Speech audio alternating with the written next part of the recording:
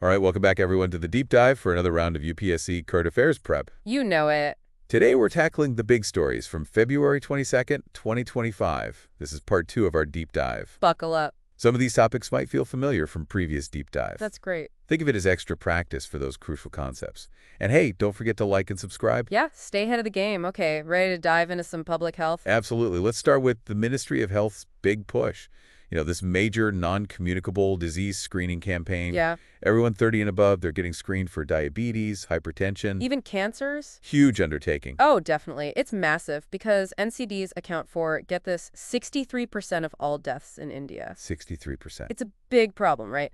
But this campaign, it's going all out, door-to-door outreach. They're making sure essential medical supplies are available everywhere. That's key. And real-time monitoring, keeping track of everything. Okay, so for our UPSC folks, let's think exam strategy here. What makes this campaign different, let's say, compared to that 2018 initiative? Right. And how are they handling those rural outreach challenges, ensuring everyone gets screened? Yeah, good questions. One big difference is the coordination. It's multi-level from local officials to state authorities. Everyone's on board. And that real-time monitoring, it helps them adapt quickly. Nobody's falling through the cracks even in those hard-to-reach areas. That makes sense. So for everyone listening, think about how this compares to previous public health efforts. What are the strengths, the potential roadblocks, and the lessons learned for future policies? Good stuff. Now let's switch gears a bit. Suicide rates in India. Ooh, heavy topic. Yeah, it is. A recent Lancet study found a significant decline, over 30% since 1990. That's good news, right? Definitely. But the study also showed this interesting gender disparity. The decline for women was much sharper than for men. That is interesting, isn't it? There are a lot of theories out there. What do you think? Well, one idea is that women are getting more access to education and jobs, which empowers them. But there's a twist. The study also found that educated women, they face the highest suicide risk in 2020. So it's more complex than it seems. It is. It seems that balancing family life, career goals, and societal expectations can be really tough. Right, and that's something we need to consider, the pressures they face. Absolutely. Okay, so let's look at us helped lower these rates. Any initiatives that stand out to you? Well, decriminalizing suicide under the Mental Health Care Act of 2017, that was huge. Recognizing mental health as a serious issue. And the National Suicide Prevention Strategy, launched in 2022, aims to cut suicide mortality by 10% by 2030. Ambitious goals. So for all our future policymakers out there, how effective have these initiatives really been? Have they addressed mental health across all demographics? Are there gaps? Think about how you'd tackle this if you were in charge. Good food for thought. Now, ready for something a bit more economic? Hit me with it. Let's talk public expenditure. The RBI bulletin, it just went deep into the quality of this expenditure and how it affects the Indian economy. Ooh, this is where it gets technical, but super important to the UPSC exam. Break it down for us. What's this quality of public expenditure index all about? Okay, think of the QPE index as a scorecard for how the government's using the money. It's not just how much they spend, but what they spend it on. Things like investing in infrastructure, key sectors like education and healthcare, and even interest payments on debt. Got it. So it's about making every rupee count. And the RBI bulletin, they identified 6 phases in India's public expenditure journey since 1991, right? Yeah. Each phase, post-liberalization, the pandemic response, each one has its quirks and tells us something important. And the fascinating part is the connection they found between expenditure quality and, well, how well India's doing, like the central government's expenditure quality. Strongly linked to GDP growth, but at the state level, it's more about the Human Development Index, things like life expectancy and education. So different levels of government, different priorities based on how they're spending. Interesting. For our listeners, think about what this means for development in India. Balanced and sustainable development. How can policymakers make sure public spending actually makes people's lives better? Okay, so let's switch gears again. Entertainment time. The Ministry of Information and Broadcasting, they just issued an advisory to OTT platforms about, well, obscene content. OTT platforms, always in the news. So this advisory, it's basically about enforcing that code of ethics from the IT rules of 2021, right? Exactly. Self-regulation, that's the key. Platforms sticking to content guidelines, having a solid way to handle complaints. Okay, but does this mean censorship? Where's the line between obscene and just, controversial? Doesn't that stifle creativity? That's the big question, isn't it? And the advisory doesn't really answer it. But for your exam, remember, it's not about finding the perfect solution. It's about understanding all the different sides. Freedom of expression versus protecting people. That's the kind of thinking UPSC wants to see. Makes sense. Knowing the nuances is crucial. Now let's jump into something that's got the legal world buzzing. the Lokpal's jurisdiction. Ah, yeah, there's been this back and forth about whether the Lokpal can actually scrutinize high court judges. They cited the Lokpal and Lokayiptas Act of 2013, classifying high court judges as public servants, which in theory puts them under the Lokpal's watch. A win for transparency. Maybe, but it didn't go that smoothly. Remember, the Lokpal previously said the Supreme Court, because it's established under the Constitution and not an act of Parliament, was outside its reach. It's a key distinction. Constitutional versus statutory authority. And since high courts were set up by British acts, which came before the Constitution, the Lokpals thought it had the authority. Interesting. So a historical argument. Exactly. But then the Supreme Court intervened, right? They stayed the Lokpal's order, basically stopping the expansion of its power. So this legal battle, it raises some big questions. It does. For everyone listening, think about what this means for judicial accountability. How do we balance transparency with the independence of the judiciary? These are questions that could definitely pop up on your UPSC exam. Okay, ready to step into the future for a bit. Quantum computing. Oh, quantum computing. It's fascinating, but I gotta admit, the details can get a little complicated. Like rocket science almost. What's all the buzz about Microsoft's Majorana 1, this new quantum chip? Right. Majorana 1, it's causing a stir because it uses this special tow-conductor material. It's got properties that they could really change quantum computing as we know it. Topendigger sounds like, I don't know, something from Star Trek. Could you break it down for us non-physicists? Why is this material so important for quantum computing? Okay, imagine this. A tow-conductor, it can create a whole new state of matter. Not solid, not liquid, not gas, but a topological state. And this state, it makes them build more stable components for quantum computers. Stable components, okay. And stability, that means fewer errors, which is a big deal in quantum computing right now. It's a big hurdle. So stability is key. And this stability, it comes from using these, what are they called, Majorana fermions? You got it. Majorana fermions. These particles, they're kind of mind-blowing. They act as their own antiparticles. Whoa. Yeah, it's wild.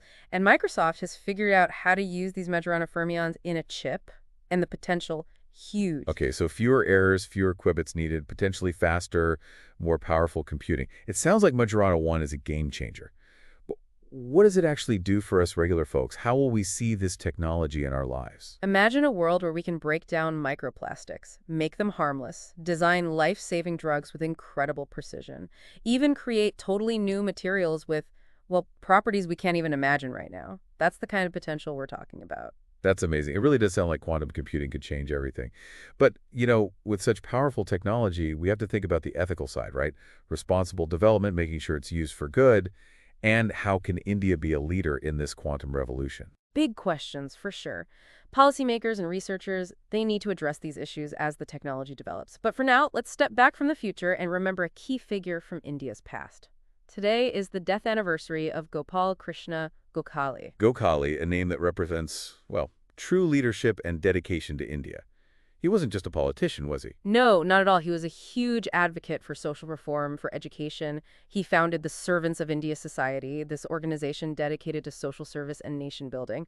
And of course, his influence on Mahatma Gandhi, shaping his philosophy of nonviolent resistance, can't be overstated. That's true. His role as a mentor to Gandhi is really remarkable. Gokhale's values, nationalism, liberalism, selfless service, they're still so relevant today. What do you think his message would be to, say, aspiring civil servants in India today? I think Gokhale would stress the importance of leading with integrity, commitment to social justice, striving for progress through, dialogue and understanding. Those are values that are essential for anyone who wants to serve the nation. Couldn't agree more. Okay, before we wrap up, let's do a quick news roundup. A few more developments that could be important for your UPSC exam. First up, stagflation. Growing concerns about it, especially in the U.S. market. Slow economic growth, high unemployment, and rising inflation all at the same time. It's a tough situation for policymakers everywhere. Stagflation. Doesn't sound good. What's causing these concerns? And how could it impact the global economy? Well, it's often tied to problems on the supply side, like a sudden increase in oil prices, that kind of thing. These disruptions can mess with production, lead to inflation, and hit economic growth. It's something to watch closely, definitely, especially for its potential global impact. Right, global economic trends, always important for the UPSC exam. What's next on our list? We've got a legal development. It's about Article 101 of the Constitution. This one deals with attendance in Parliament. A jailed MP, they've gone to the Punjab and Haryana High Court asking to be allowed to attend Parliament so they don't get disqualified under this article. So this case highlights a very specific part of the Constitution, one that could actually cost an MP their seat. What exactly does Article 101 say? Basically, it says that if an MP misses all the parliamentary sessions for 60 days without permission from the House, their seat can be declared vacant. But there are some exceptions, like when the House is prorogued or adjourned for more than 4 days in a row. Interesting. So knowing these specific provisions and how they work in real life, that's key for the UPSC exam, right? Absolutely. Understanding how the Constitution plays out in real-world situations, that's crucial for analyzing legal and political events. Okay, moving on. What else is making news? The World Bank's International Finance Corporation, or IFC, a big player in development funding, they've withdrawn their support for some waste incineration projects in Gujarat. That's a big decision. Why did the IFC pull back from these projects? Seems like environmental concerns were the main reason. Waste incineration, sometimes it's presented as a solution for managing waste, but it can have some negative effects on the environment, air pollution, releasing harmful substances, that kind of thing. Right, so this shows how important sustainable development is becoming, and the role of international institutions in promoting projects that are good for the environment. Now for some exciting news from the world of science. Indian researchers, they've made a breakthrough in cancer research. They've identified potential universal cancer biomarkers. Biomarkers, those are like, what, warning signs that a disease is present. How could these new biomarkers change how we diagnose and treat cancer? These biomarkers are like measurable signals. You find them in blood, fluids, tissues, and they tell us if there's cancer. What's amazing is that these newly discovered biomarkers, they could potentially be used for all sorts of cancers, which means we could detect cancer earlier, more accurately, potentially saving a lot of lives. Wow, that's a huge step forward. Really shows the talent and innovation we have in the Indian scientific community. Shifting gears now, over to some geographical events. Indonesia, it sits right on the Ring of Fire, the very seismically active zone. Well, they've had a series of volcanic eruptions. Reports coming in from Mount Dakono, Mount Merapi, Mount Ruang, and Mount Luatobi Laki-Laki. The Ring of Fire, that's a term that pops up a lot in UPSC geography questions. Why is this region so prone to volcanoes? The Ring of Fire, it's this horseshoe-shaped zone where you have a lot of earthquakes and volcanic eruptions. It's basically where several tectonic plates meet, and all that movement leads to increased seismic activity. Understanding plate tectonics and where volcanoes are located, that's super important for your UPSC prep, especially when you're analyzing natural disasters and their impact. Right, a reminder that geography plays a huge role in shaping world events. It's all connected. Okay, what else is going on in the world of current affairs? Back in India, there's been a symbolic name change. Fort William in Kolkata, the headquarters of the Eastern Army Command, it's been renamed Vijay Durg. DJ Dirk. It does sound powerful. Why the name change? Well, it's seen as a way to move away from, the colonial history associated with the name Fort William. Vijay Durg pays tribute to the historical fort on Maharashtra's Sindhudurg coast, a symbol of Maratha strength and resistance back during Chhatrapati Shivaji Maharaj's time. I see. So it's a symbolic gesture. It reflects this larger movement to reclaim history, assert a sense of national identity. Okay, last news item for today. What do you have? We have an update on a government scheme, one that could come up in questions about, empowering young people. The Prime Minister Internship Scheme, or PMIS, they're accepting applications again. Round 2 of the pilot phase just launched. The PMIS. It's designed to give young Indians some valuable work experience, right? Remind us about the key features of the scheme. Okay, the PMIS, it offers paid internships 12 months long in top companies across India. You have to be between 21 and 24 years old and not currently enrolled in any full-time academic program. So it's a way to bridge that gap between education and getting a job. Gives young people a chance to develop real-world skills and get some experience in their field. Exactly. And it's not just about the work. They get financial help, insurance coverage, and a chance to build their professional network. It's a scheme worth knowing about, especially when you're analyzing government initiatives for youth development and skill building. Great point. Understanding those government schemes, what they're for, how they work, that's essential for your UPSC exam. All right, so we've covered a lot of ground today. Quantum computing, historical figures, government policies, even volcanoes. It's been quite the deep dive into current affairs. But remember, this is just the beginning. Staying informed, keeping up with the news, it's an ongoing process, especially for those preparing for the UPSC exam. Absolutely, and that's why we do this deep dive, to help you connect the dots, to make sense of it all. Exactly. So before we go, let's leave our listeners with something to think about. We've talked about public health, regulating online content, so much more. But what does it all mean for India? Where is India headed? What are the big challenges, the big opportunities? That's the question, isn't it? Especially for those who want to be civil servants. Think about how all of this will shape India's future and how you, as future policymakers, can help create a better society. a more just, equitable, and prosperous society. Well said. For all our UPSC aspirants out there, keep thinking critically, stay curious, never stop learning, and we'll be here with you every step of the way. And don't forget, like and subscribe to The Deep Dive, your daily dose of UPSC Current Affairs prep. See you the next one. It really is amazing, how all these different topics we've discussed today, they all connect in some way. Global economics, scientific discoveries, it's all intertwined. It is, isn't it? And that's what makes current affairs so engaging, but also, let's face it, a bit overwhelming to keep up with sometimes. Right. There's just so much happening all the time. Exactly, but that's why we do these deep dives, to help you, make sense of it all, connect the dots, see the bigger picture. Absolutely. So before we wrap up this deep dive, let's leave our listeners with something to think about.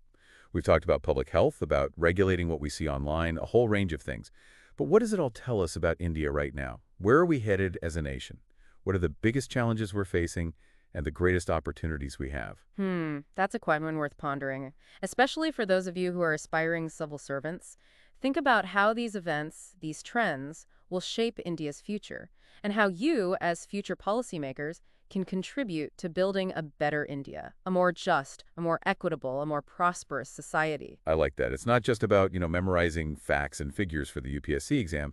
It's about understanding these issues deeply, being able to see them from different angles. Exactly. It's about critical thinking, it's about problem solving, it's about having that vision for what India can be. Well said. So to all our UPSC aspirants out there, keep those minds sharp, stay curious, never stop learning. And remember, we're here with you every step of the way on your UPSC journey. Don't forget to like and subscribe to The Deep Dive, for your daily dose of UPSC current affair prep. We'll catch you the next one.